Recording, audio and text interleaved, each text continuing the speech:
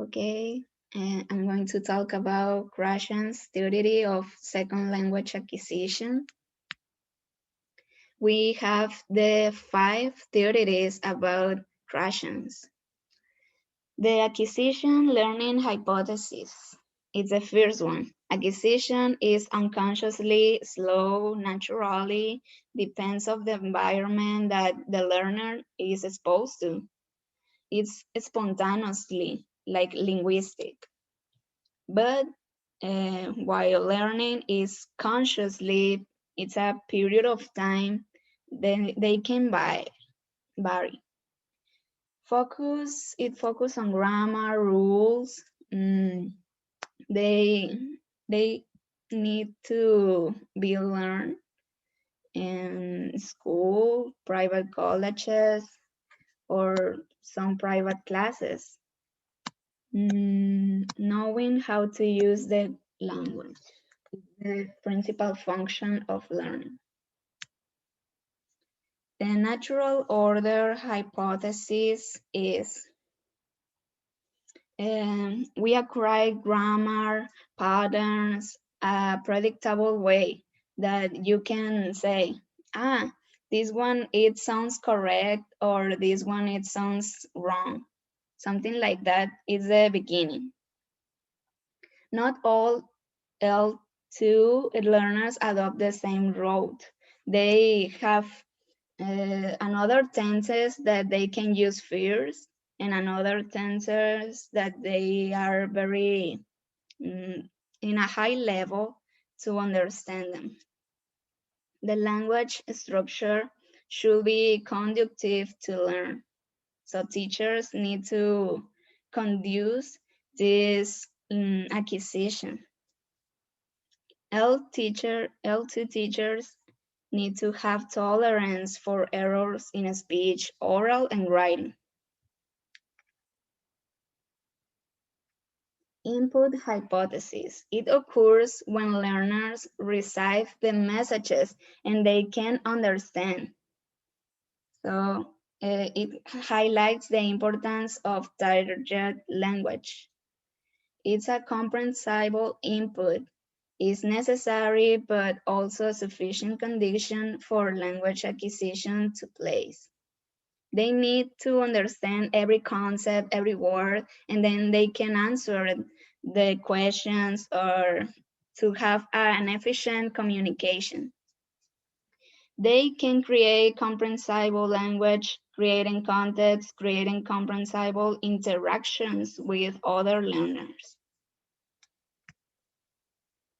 The monitor hypothesis. It's the practical result of the learned grammar. In this level, they need the grammar to speak correctly. It's the idea that conscious learning in this level. Over users, they use more monitor that they can lead by the grammar rules, the utterances, to develop and to support information. Under users, they just use the predictable way to understand some things, and optimal users, they can use both in the same way. And the last one, affective hypothesis. It's a complement of 3 varieties of effects in the classroom. It is very important for students to develop their skills. 3 main varieties are quit the anxiety. We need the self-confidence for students. You can have positive attitude, positive language, use humor, use eye contact, address students by name, to be polite with them. Try to interact outside of the classroom. If they need help, you can explain them outside the classroom. Quit the stress, because they can understand some topics if they feel pressure. So they are the varieties of that, and good example for teachers that they can use to have a positive learning environment. So my questions are, is acquisition consciously? No. Is learning more effective than acquisition? No. No, because it doesn't have the benefits more than one. All learners adopt the same route to understand or to acquire. Do we acquire a predictable way the grammar patterns?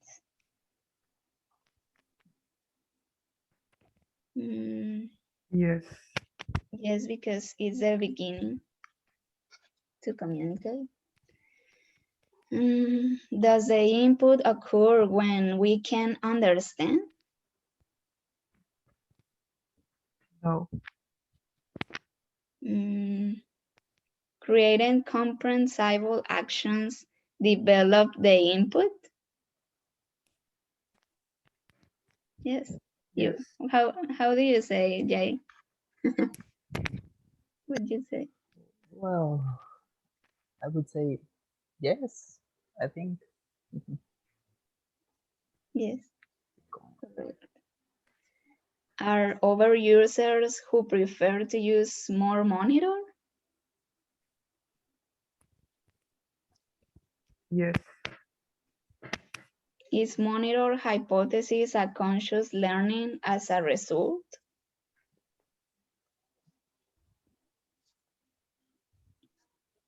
No. Yes, it is, because it's a result of learning grammar. They use the grammar principle. Okay.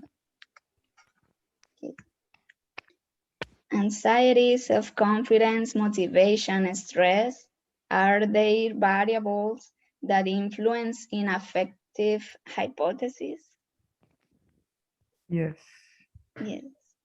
Does the use of humor not create a positive environment? It does. It does. Yes, it's false. Question is false. Okay, that's. How can I pause?